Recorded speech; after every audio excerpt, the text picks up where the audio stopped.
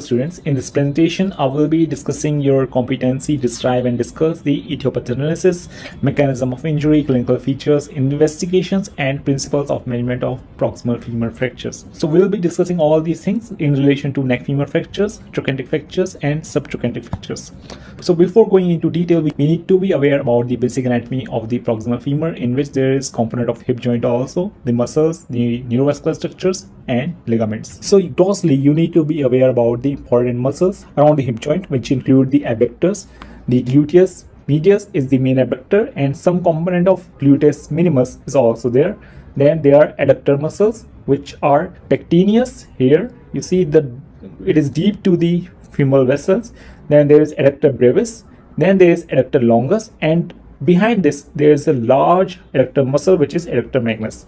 So mainly four adductor muscles are there: pectineus, adductor brevis, adductor longus and adductor magnus. Then the flexors of the hip joint. The iliopsoas tendon is the main flexor of the hip joint. Interlimb is in external rotation. The iliopsoas will bring it in neutral position, therefore it will act as an internal rotator also in such a situation. Rectus femoris also helps in flexion at the hip joint. Why? Because it starts from the anterior inferior iliac spine. Therefore whenever it contracts, it helps in bringing flexion at hip joint.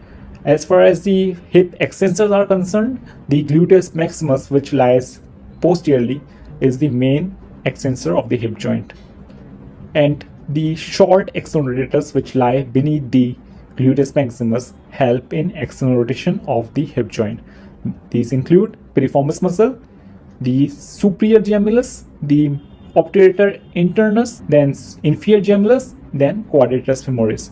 So they all help in external rotation of the hip joint. The sciatic nerve lies deep to the piriformis but superficial to the remaining external rotators. And as far as the bony anatomy of femur is concerned, you see there is femoral head followed by femoral neck. Then there is an intertrochantic line. The hazy line you see here is the intertrochantic line. It is actually the insertion of the hip joint capsule. If we see from the lateral side, we will be able to appreciate the femoral bow. You see there is anterior bowing of the femur. So whenever we are doing any fixation procedure, we need to be aware about this anatomical variation of the femur in which there is anterior bowing. And when we see from behind, unlike the anterior part in which there was intertrochantic line, here you see there is a deep crest-like structure which is known as intertrochantic crest. It provides the attachment to the hip capsule as well as the external rotators as we have seen in this diagram. Then there is thick bony prominence here which is linea aspera. Linea aspera provides attachment to several muscles of the thigh, both posteriorly as well as medially and laterally. And when we see from medial side, we'll again be able to appreciate the femoral bow, anterior bow, and you see the lesser trochanter is slightly posterior. That means it is posterior to the axis of the femur. Now coming to neck femur fractures. So talking about the aetiopathogenesis, the occurrence occurs mostly because of some kind of trauma. Sometimes there is some pre-existing pathology in which the bone becomes weak or is brittle, which results in a pathological fracture. Pathological fracture is the one in which there is some pre-existing problem with the bone that actually makes the bone prone to fracture. And whenever there is trivial trauma or even non-traumatic event, the fracture can occur. So the weak bone can occur when there are lytic lesions, metastasis, osteoporosis, osteopenia and endocrinal abnormalities, while brittle bone occurs when there is osteogenesis imperfecta and osteoporosis. If the threshold of brittle bone to absorb the stress is poor, that means if there is certain stress concentration in a particular area, there will be fracture compared to normal bone which will be able to absorb that kind of stress. So the mechanism of injury can be high energy trauma, especially in young patients, and can be low energy trauma in old patients in which the bone is already osteoporotic. And the fracture usually occurs because of the axial stress transmitted along the axis of the femur. You see in the next diagram, the axis of femur is in this direction while the axis of femoral neck is in this direction. So whenever there is a force that is transmitted in this direction, there is stress concentration in this area and it breaks away, leading to femoral neck fracture. And in older patients, there can be direct impact in this region, resulting in a neck femur fracture. So even a high energy trauma in which there is no contact at the hip joint can result in a neck femur fracture because of the axial transmission of the forces. Another important concern in femoral neck fractures is the vascularity of the femoral head. The vascularity of the femoral head is very peculiar because of the specific vessels that are supplying the femoral head. They are prone to injury during the femoral neck fracture. The injury can occur because they are very fragile vessels and they get torn away during the fracture, and also because of the tense hematoma collection inside the hip joint capsule. They get compressed, resulting in the reduction of the vascularity of the femoral head, and that can result in avascular necrosis of the femoral head, also known as osteonecrosis.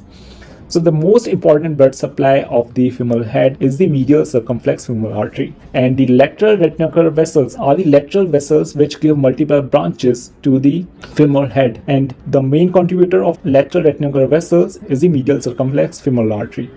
And another contribution is from the ascending branch of the lateral circumflex femoral artery. You see, this is the lateral circumflex femoral artery. It has a descending branch and it has an ascending branch. The ascending branch is supplying the femoral head, but the supply is only to a very small part, that is anterior and superior part of the femoral head. Most of the blood supply comes from the medial circumflex femoral artery. And then there is another artery, the artery of ligamentum teres. It actually provides the vascular supply to this part close to the fovea, that is the part which is attached to the acetabulum through a ligament, the ligamentum teres, and the supply again is non-significant. Now, the medial circumflex artery is the branch of the deep femoral artery. It goes posteriorly, passes through the substance of the quadratus femoris close to its insertion before supplying the femoral head, while the ascending branch of the lateral circumflex femoral artery is also the branch of deep femoral artery and is the anterior branch, unlike the medial circumflex artery, which is the posterior branch. As far as the clinical features are concerned,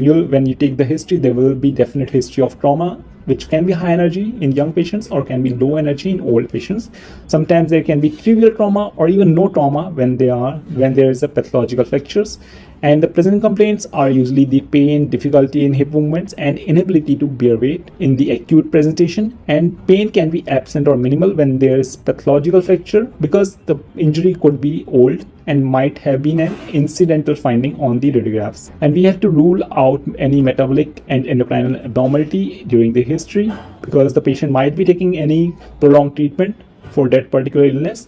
And we have to rule out malignancy related history also, especially weight loss and any systemic symptom which could be related to the malignancy. This is important in old age patients or those patients who are having pre-existing risk factors for malignancy. Then coming to clinical examination. In inspection, you'll find that the skin is usually normal. The bruising is not there because the hematoma of the fracture is contained inside the hip joint capsule. The capsule does not permit the hematoma to come out of the joint. Swelling is also not evident because the hematoma is contained inside the hip joint capsule, and also deformity is usually not evident. Why? Because the hip joint capsule does not allow the limb to get into external rotation, because any stress in this area will stretch the capsule, and the capsule, if intact, will not allow the external rotation. But if the capsule is torn, there will be gross external rotation of the lower limb. Why? Because the femoral head is not in continuity with the remaining part of the lower limb. Therefore, the limb will attain an attitude of external rotation. And on palpation, you will find diffuse tenderness over the hip joint, and slightest motion at the hip joint can result in pain. The patient will not be able to perform the active straight leg raising test. Why? Because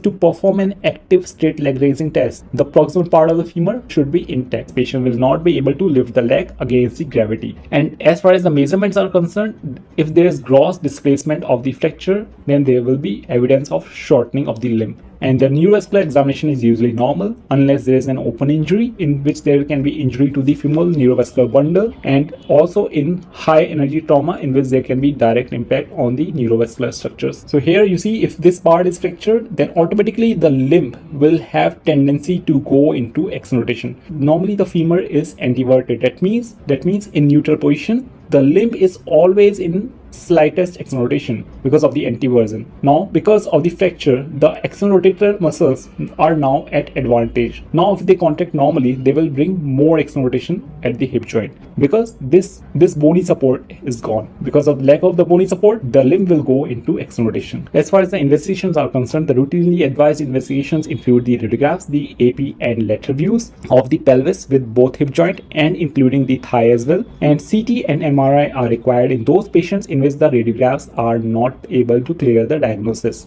In which, suppose the patient is having symptoms like pain at the hip joint after injury, but the X-ray is not remarkable. That means there can be some occult fractures. Occult means hidden. For that, CT and MRI are helpful. Blood investigations can be performed according to the plan of management. If surgery is planned, definitely the blood investigations are required, and we have to perform the investigations to rule out any metastasis or malignancy and to rule out any metabolic disorder which can affect the bone metabolism. And skeletal survey is performed when we are suspecting the systemic nature of disease, like patient who is having a pre-existing illness which can affect the bones. For those, skeletal survey is performed. In skeletal survey, we order the major bone radiographs. This includes the skull radiograph,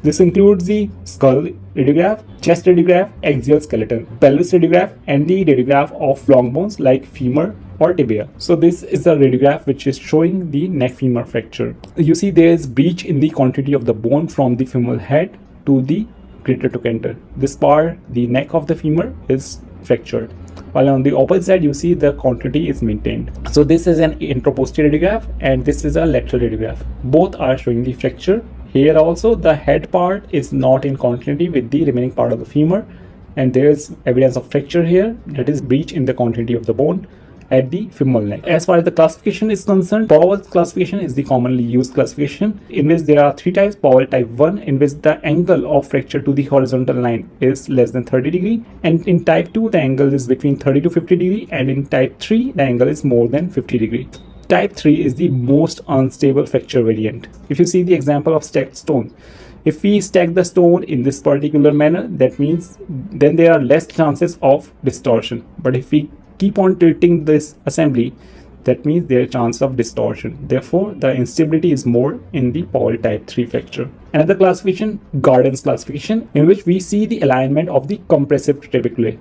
The compressive trabeculae are in line with the weight-bearing axis. That means if patient is standing, the weight-bearing axis will be somewhere in this direction. So the trabeculae, the bony condensations you see on the radiograph, these are the trabeculae. They should be smoothly aligned with each other. That means the acetabulum trabeculae, the proximal femur trabeculae should be in line with each other. You see these lines match the orientation of these lines. So these are the compressive trabeculae of the proximal femur, while these are the trabeculae of the acetabulum. So in type 1 fracture, the fracture, first of all, the fracture is incomplete and the trabeculae are well aligned. In type 2 fracture, the fracture is complete, but again the trabeculae are aligned. So type 1 and type 2 are the undisplaced fractures. So Gordon type 1, Gordon type 2, Gordon type 3, Gordon type 4. In type 3, there is distortion of the trabecular alignment of the femoral head. You see that trabecular orientation is distorted at the femoral head. While in type 4, the alignment is maintained with the acetabulum, but there is distortion in relation to the proximal femur trabeculae. So this part is aligned, but this is not. So this is an example of Gordon type 3, with this distortion between the acetabulum, femoral head, and then proximal femur. In this picture also, you see the trabecular alignment is well maintained. So the fracture is also incomplete one. You see the fracture is there, but it has not reached the medial cortex. That means it is an incomplete. So this is Gordon's type 1. And according to the location of the fracture, it can be classified into subcapital fracture, which is adjoining the area of the femoral head.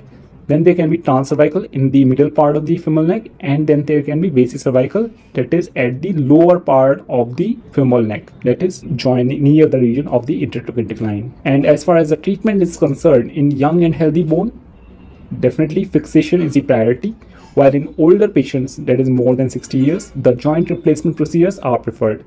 And whenever there is pathological fracture due to any cause like osteoporosis, metastasis, or any metabolic disorder, then joint replacement is preferred.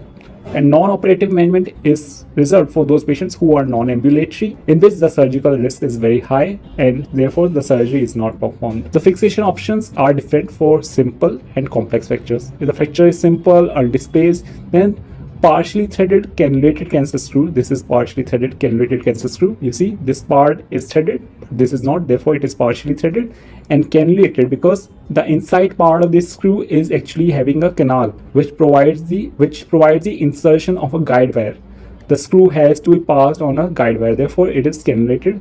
And why cancellous? You see, the pitch is very deep. The cancellous bone is actually soft, so we want maximum amount of bone to get trapped inside this pitch. Therefore, it is a cancellous screw. So 3 or 4 such screws are used for fixation of simple neck femur fractures. The size of the screws is 7 mm to 7.3 mm in diameter. The length can be according to the fracture and morphology of the bone. In unstable fractures or displaced fractures or those with combination, that means multiple fragmentary fractures, dynamic hip screw is the preferred modality of fixation. And reduction can be open or closed if you are not exposing the fracture and reducing the fracture using some maneuvers like fracture table and traction. That means the reduction is a closed one. And if you are opening the fracture and reducing it under direct vision, that means it is an open reduction. So we have to perform the closed reduction whenever possible. Why? Because opening the fracture will definitely add to the injury and it can hamper the vascularity of the femoral head also. So it is less biological compared to a closed reduction. So whenever possible, we have to go for closed reduction. So this is the implant dynamic hip screw, in which there is a barrel plate. You see, this part is the barrel plate, and this part is the sliding screw, and this part is the compression screw. So what happened? This sliding screw gets purchased inside the proximal fragment, while the barrel plate gets purchased inside the distal fragment. The compression screw gets tightened inside the sliding screw, and whenever it is tightened, whenever it is rotated clockwise, it actually pulls the proximal fragment close to the distal fragment, bringing about compression at the fracture site. Therefore, the reduction becomes stable. And also important thing, the cross section of the sliding screw is not a circular one. It is actually an elongated, or you can say ellipsoid. The anterior and posterior part of the anterior and posterior surfaces of this screw are actually flat. Therefore, it cannot rotate inside the barrel. It can only slide. Because of this sliding, we can gain the compression of at the fracture site without compromising the stability. Suppose if it would have been rotating in a circular motion, that would have resulted in loss of reduction. That means the femoral head would have rotated, and because of this particular shape, it will not rotate. Therefore, that will keep maintaining the reduction till the healing occurs. And why it is called dynamic hip screw? Because of its dynamic component. That means even after fixation, it allows compression at the fracture site. Intraoperatively also, by just tightening the screw, and when the patient starts bearing weight, then also sliding occurs. I told you it can slide, but it will not rotate. And because of this sliding, there is increased compression at the fracture site, and this compression results in healing at the fracture site. Therefore, it is known as dynamic hip screw. And because of its sliding nature, it is also known as sliding hip screw. As far as the advancement in fixation is concerned, a new system has been introduced, femoral neck system, which is actually the advanced version of DHS or dynamic hip screw, which can be performed in a short duration and does not require extensive exposure like dynamic hip screw, which has a larger profile. But we need to see the long-term evidence in support of this new system. Because the data currently is very limited, we need to see how it goes on a long-term basis and also in hand of different surgeons all over the world. For active patients, the preferred treatment is the total hip replacement, in which the acetabular component as well as the femoral head component are replaced. You see, this shell is actually replacing the acetabulum, while this sphere is replacing the femoral head, and this stem is providing attachment of the replaced femoral head to the proximal femur. And for those patients in which the life expectancy is not more than 5 to 10 years, then hemiarthroplasty can be performed, because the longevity of this implant is of that much duration only.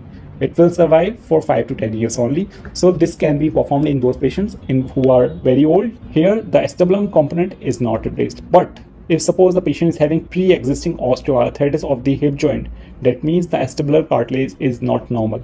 So if we do go on hemiarthroplasty, the patient will still have pain because of the damaged cartilage of the acetabulum. So in those patients also, total hip replacement should be performed. So this is an example of radiograph of the dynamic hip screw, and on this side you see there is a very stable fractures in which even the fracture line is not clearly visible. It has been fixed with the simpler implant, that means partially threaded cannulated tensor screws. And this is an example of hemiarthroplasty. You see the acetabulum is not replaced, only the femoral head part is replaced, which is attached to the proximal femur with a stem. And on this side you see the acetabulum part has been replaced. This shell is representing the acetabular component, and these screws are used for fixing this component to the ilium, while the sphere part, this is the sphere part, is replacing the femoral head, and this stem is providing the attachment of the femoral head to the proximal femur. Complications can be osteonecrosis, we have already discussed, because of the avascular necrosis of the femoral head, because of the damage to the medial circumflex femoral artery.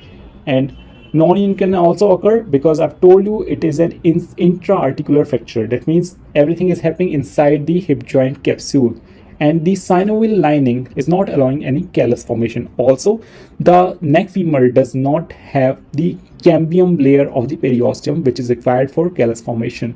So therefore these fractures are prone to non-union. To prevent non-union, we have to gain compression at the fracture site. That means there should be continuity between the trabeculae. That means there should not be the penetration of synovial fluid inside the fracture site, because that will hinder the healing of the fracture. Also, the non-union can occur in those patients who have pre-existing risk factors like smoking, tobacco consumption, etc. Also, dislocation can occur after hip joint replacement. In those patients in which the anteversion of the femoral neck is not properly restored after the joint replacement procedure, then the risk of dislocation can be there. And implant failure can occur when implant breaks before healing of the fracture. These situations can occur when the fixation has not been done properly, or the patient has some pre-existing risk factor which does not allow healing to act properly. Also, one important thing, in older patients it is very important to mobilize them as early as possible. Prolonged bedridden status can add to the mortality, and these patients are at risk of developing multiple organ damages. And the patients who are already having different comorbidities like hypertension, diabetes, cardiac disorders, they are actually prone to mortality. So early mobilization has to be performed in these patients by doing an early surgery and rehabilitate as early as possible so that they do not remain bedridden. The rough incidence is around 15 to 30% of mortality in hip fractures in elderly patients, and the risk is high in those patients who are already having pre-existing comorbidities. Now coming to trochanteric fractures. They are also known as intertrochanteric fractures because they occur in the trochanteric region, which is surrounded by the lesser trochanter and the greater trochanter. Again, the etiology is similar, that is mostly traumatic, but sometimes can occur in non-traumatic cases also when there is some pre-existing pathology like lytic lesions, metastasis, osteoporosis, osteopenia, and endocrine abnormalities, and pre-existing bone disorders like osteogenesis imperfecta and osteopetrosis, which lead to brittle bone formation. The mechanism here can be direct impact as in old patients, or can be indirect impact as in young patients with high energy trauma. So mechanism is mostly similar as in neck femur fractures, but the intensity of the trauma is slightly lower compared to the neck femur fractures. So this is the region which is comprised of the lesser and greater trochanter. So any fracture which is occurring in this area, which is involving the trochanteric area also, will be called as intertrochanteric fracture.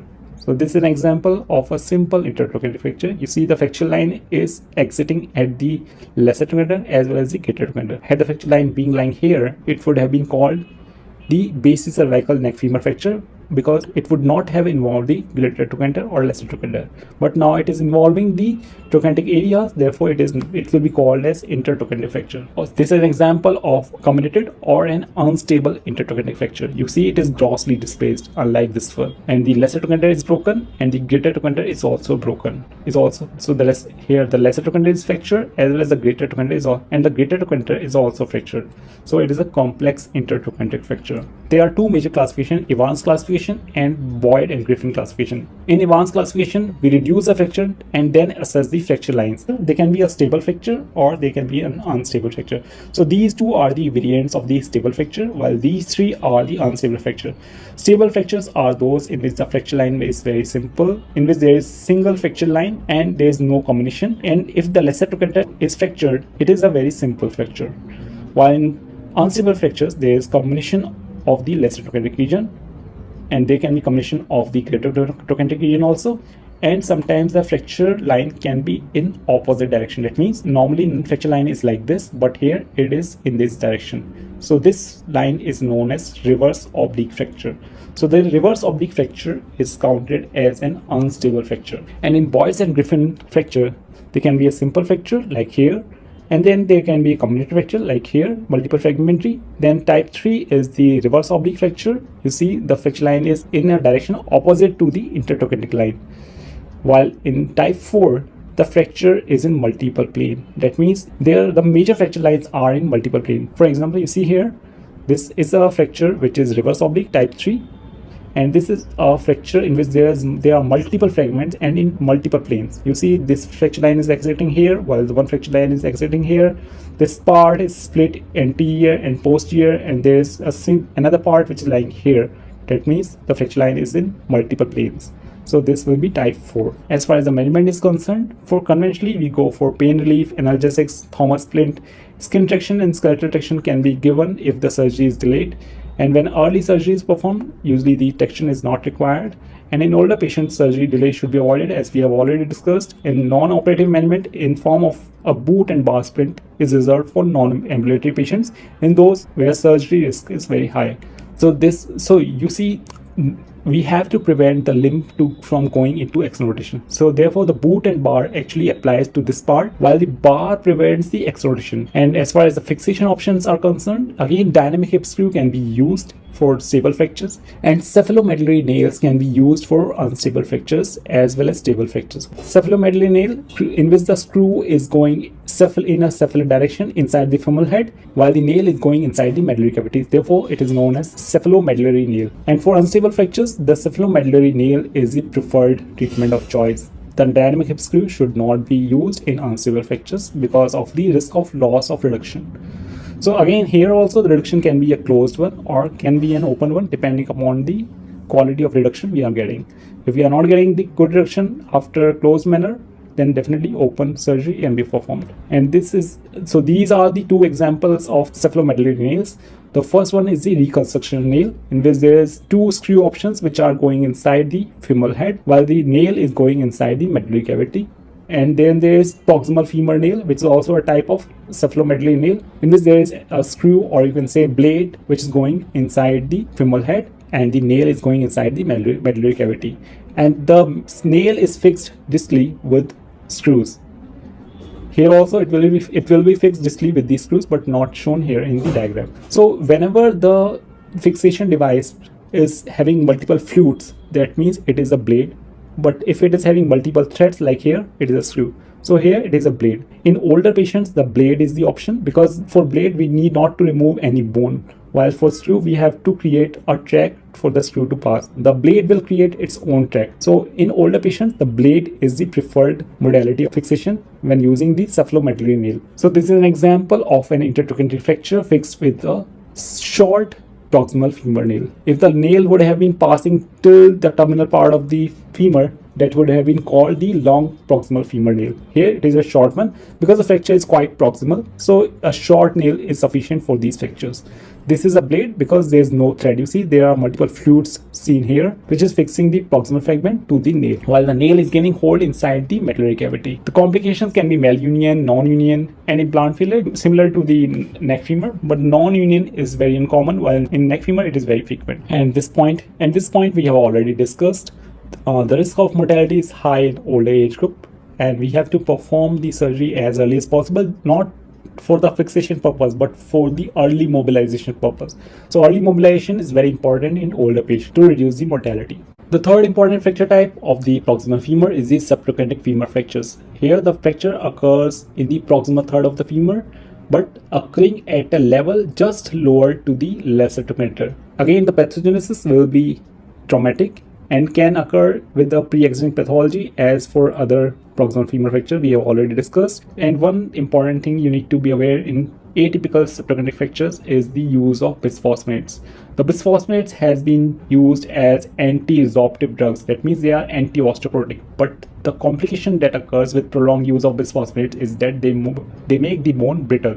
So that brittle bone is at risk of pathological fracture. And subtrochantic region is the area of highest stress in the femur, therefore it gets fractured. And the mechanism can be high energy trauma in young patients, low energy trauma in older patients. There can be a direct impact or bending force. If the bending force occurs, that means the force will not directly act at the site of fracture. There will be force acting in terminal parts of the bone, which can result in fracture in the subtrochantic region. And the direction of the force can result in different shapes of the fracture. So this is the area which is covered in the subtrochantic region, that is just below the lesser trochanter and in the proximal 1/3 of the femur, or you can say 5 to 7 centimeters below the level of lesser trochanter. And the displacement in coronal plane is in abduction of the proximal fragment, while the lower fragment goes into adduction. I've told you in earlier pictures of gross anatomy that the abductor muscles are attached to the proximal fragment here, while the adductor muscles are attached to the most part of the femur on the medial side. Therefore,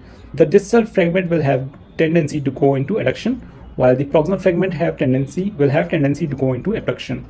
While the flexor muscles, that is iliopsoas muscles, are attached to the lesser trochanter. Therefore, they are attached to the proximal fragment, which is containing the lesser trochanter. Therefore, the proximal fragment will have tendency to go into flexion, while the distal fragment will remain in place.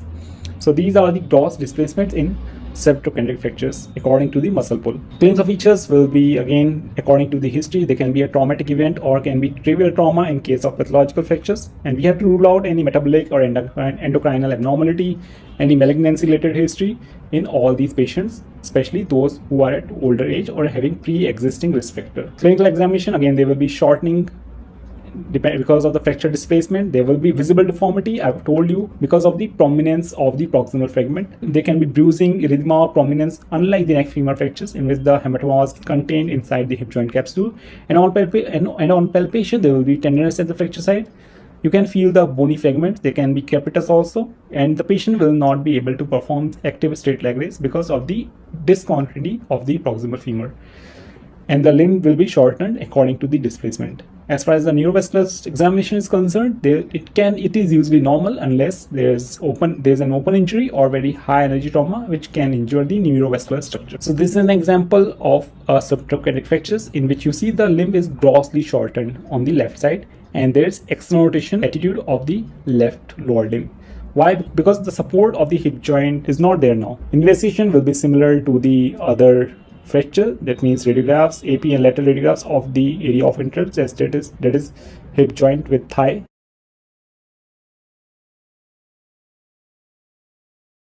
And investigations, again, we have to rule out any metastasis, any metabolic disorder, and skeletal survey can be done when we are suspecting the systemic disorder. And this is an example of the anteroposterior radiograph. You see the fracture is starting below the level of lesser trochanter, and it is multiple fragmentary one in the AP view, and lateral view also it is displaced and having multiple fragments. This is the femoral neck, this is the greater trochanter, this small prominence is the lesser trochanter, and this is the fracture below the level of lesser trochanter. You see there are multiple fragments, this fragment, and this fragment. As far as management is concerned, it's similar to other fractures like trochanteric fractures also. Pain relief has to be there, analgesics can be given, Thomas splint can be applied, skeletal traction has to be given till the surgery because of the excess displacement, and non-operative management in form of skeletal traction is reserved only for non-ambulatory patients and those who are at high surgical risk. The traction that has been used for management of subtrochanteric fractures is the distal traction. We have discussed earlier that the proximal fragment goes into flexion because of the pull of the psoas muscle. Therefore, we have to bring the distal fragment also in flexion. So ultimately, the traction force should be in this line. That means in a flexion direction. So therefore, this traction assembly has been provided to keep the vector of the force in this particular direction. You see there is a sling here which is pulling the knee joint proximally, while the longitudinal traction is acting in this direction with the help of a pulley. The skeletal traction pin is applied in the proximal tibia part, So the ultimate force vector will be in this direction because of the combined sum of this force and this force. So this will help in maintaining the reduction with the skeletal reduction. And the fixation options, again, the reduction can be closed or an open one depending upon the reduction we are getting. And cephalomedullary nails are the treatment of choice, but here the nails need not to be short. Like in trochanteric fractures, the fracture was here, so we can use a short PFN or short recon nail, but here we have to use the longer nails. So longer reconstruction nail or longer PFN or proximal femur nail can be used for this fracture. And other options for combinated fractures in which nailing is difficult, we have the option of proximal femur locking compression plate. This is proximal femur locking compression plate. Proximal femur because it is having shape of the proximal femur, and locking compression plate, that means it is having assembly of locking screw and compression screws. That means with the help of those screws, we can gain compression at the fracture site while we can lock the fracture in a particular position with plate in a particular position with the help of locking screws. While dynamic condylar screw, it is similar to the dynamic hip screw with the exception that the angle between the barrel and the plate is around 95 degree here. In DHS, the angle was more tilted to 120 to 130 degree. Here it is tilted to 95 degree. And rest of the devices are similar. Complications can be varus reduction because we saw that the proximal fragment can go into abduction and the distal fragment can go into abduction that can result in varus deformity, that is outward bowing of the proximal femur. And then there can be procurvatum deformity in which there is flexion of the proximal fragment. That means there is increased anterior bowing of the proximal femur, that is procurvatum deformity. And non-union can be there if the fixation has not been adequately done. And general complications of proximal femur fractures, which we have already discussed in other remaining fractures. So this lecture was a basic one, which was highlighting only the basic concepts for undergraduate students. If you have any doubt, you can just put in the comments, which can be addressed simultaneously, or an additional presentation can be made to address those. Thank you.